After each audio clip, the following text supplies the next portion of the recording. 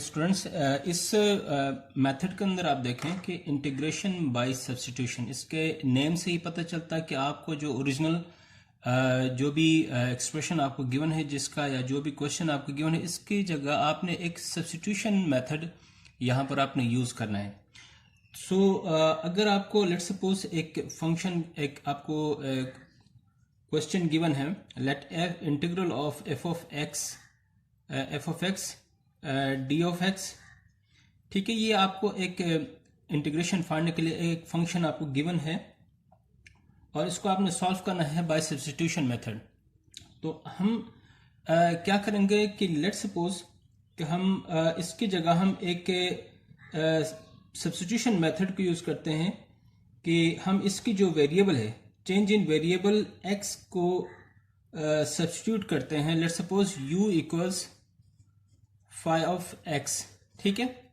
अगर हम इसको as a by means of substitution of the form इसको अगर हम यूज करें तो फाई जो है, फाई एक्चुअली क्या चीज है? फाई जो है आपका जो है एक सुटेबल बीइंग सम डिफरेंशियल फंक्शन, ठीक है। फाई बीइंग सम डिफरेंशियल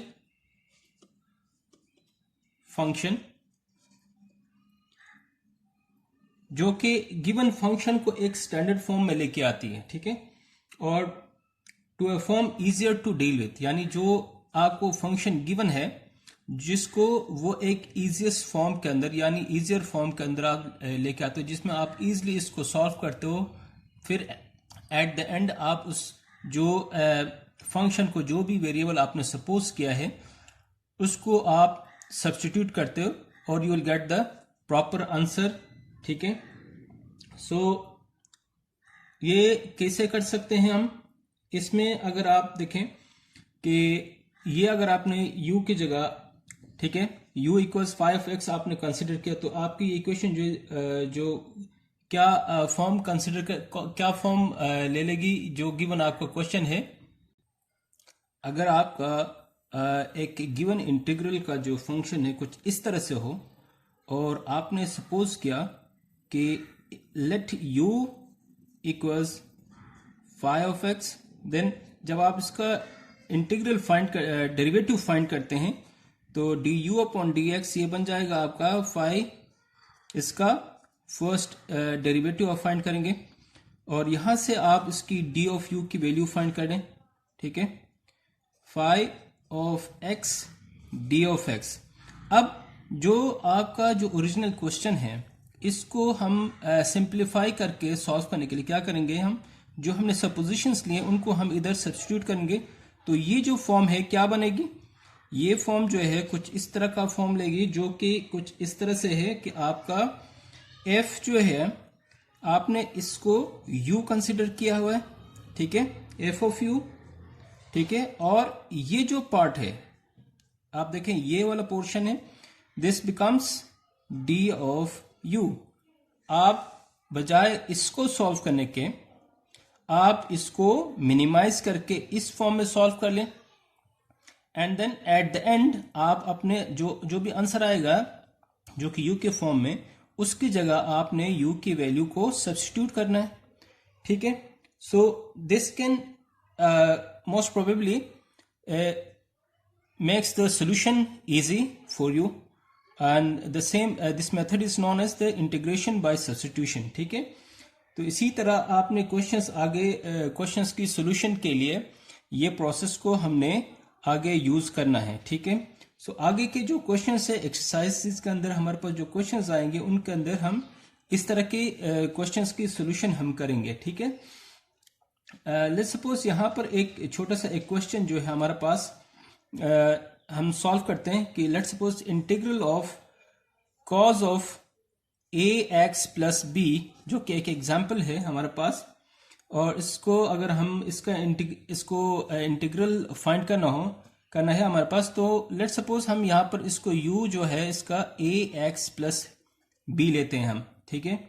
और अगर हम इसका डेरिवेटिव फाइंड करते हैं D you upon D x, x इसलिए मैंने इसका जो आपका फंक्शन इसका वेरिएबल जो है वो एक्स है, ठीक है।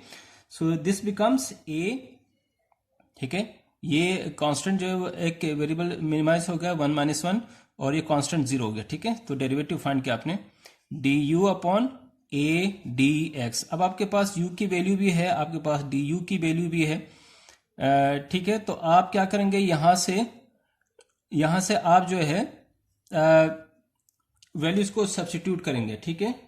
डी यू जो है आपके पास ए डी एक्स के वजह, ठीक है। सो आप यहां से आप देखें क्या करेंगे, यहां से डी एक्स की वैल्यू यहां से फाइंड करेंगे तो ये बन जाएगा डी यू अपॉन ए, ठीक है। चूंकि यहां पर हमारे पास सिर्फ डी ऑफ एक्स है तो ये आपके पास डी एक्स की वैल्यू आ गई यहां पर। अब आप वैल्यूज को सब्स्टिट्यूट करें गिवन क्वेश्चन के अंदर तो आपकी क्वेश्चन कुछ इस तरह की बन जाएगी, कॉज ऑफ, ये आपने u कंसिडर तो इसकी जगह आप u पुट कर लें और dx की जगह आपने du अपॉन a है, du अपॉन a, ठीक है। सो यहां से आप इस a को 1 अपॉन a को बाहर निकालने, लेट्स सपोज ये कोई कांस्टेंट है, integral of cos of u d of u, ठीक है। अब ये ट्रिग्नोमेट्रिक देखें, यहां पर आप ट्रिग्नोमेट्रिक रेशियोज का आप इंटीग्रल फाइंड करने जा रहे हैं तो obviously we have to go through the formulas we have left in our set of formulas in previous exercise, उनको हम go through करेंगे। तो cos of u का जो इंटीग्रल होता है that is sin of u plus c, ठीक है।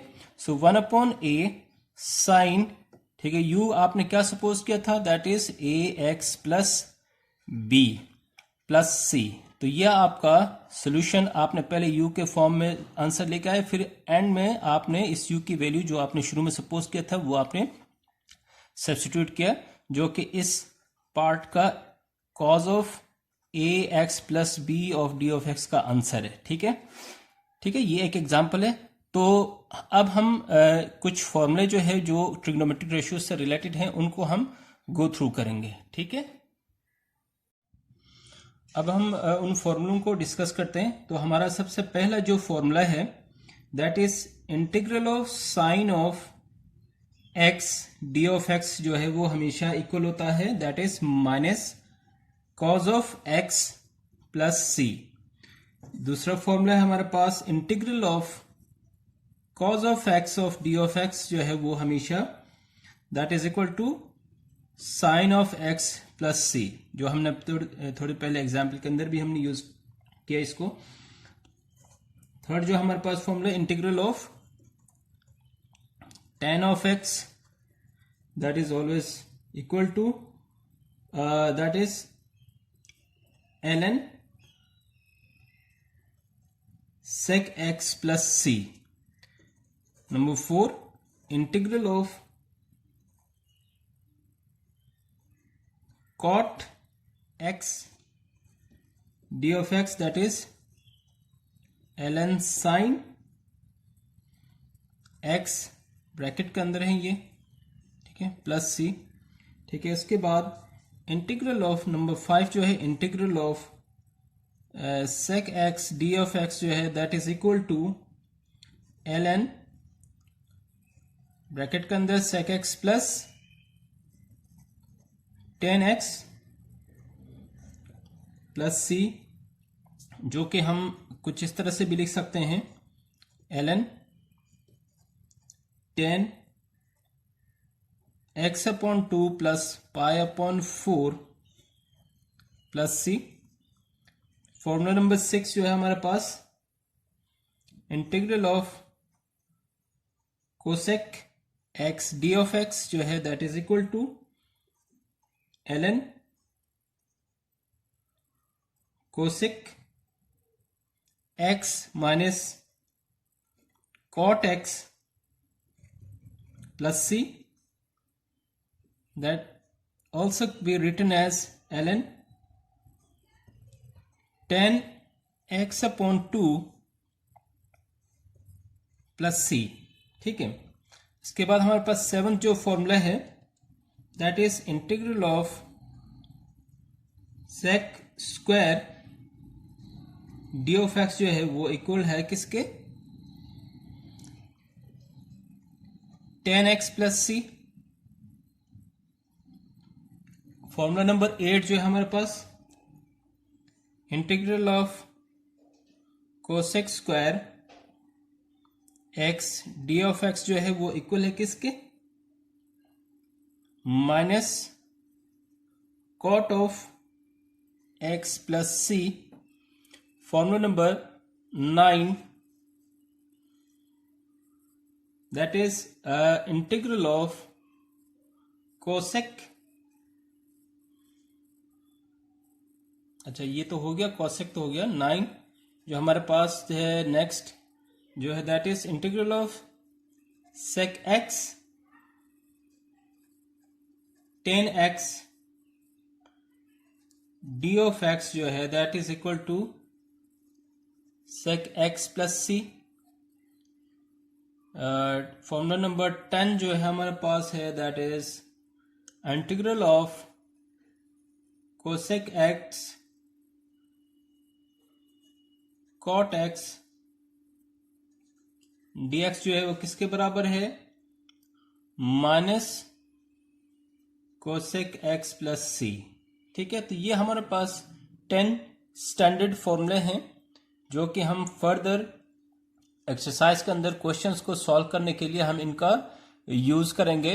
डू प्रैक्टिस देम, और इनको अपने क्वेश्चंस के अंदर यूज करने के लिए इनको जो भी क्वेश्चंस आपको दी जाएंगी उनके अंदर यू हैव टू फाइंड, जब तक आपको ये याद नहीं होंगे आप क्वेश्चन सॉल्व नहीं कर पाएंगे। So you have to practise this formulas.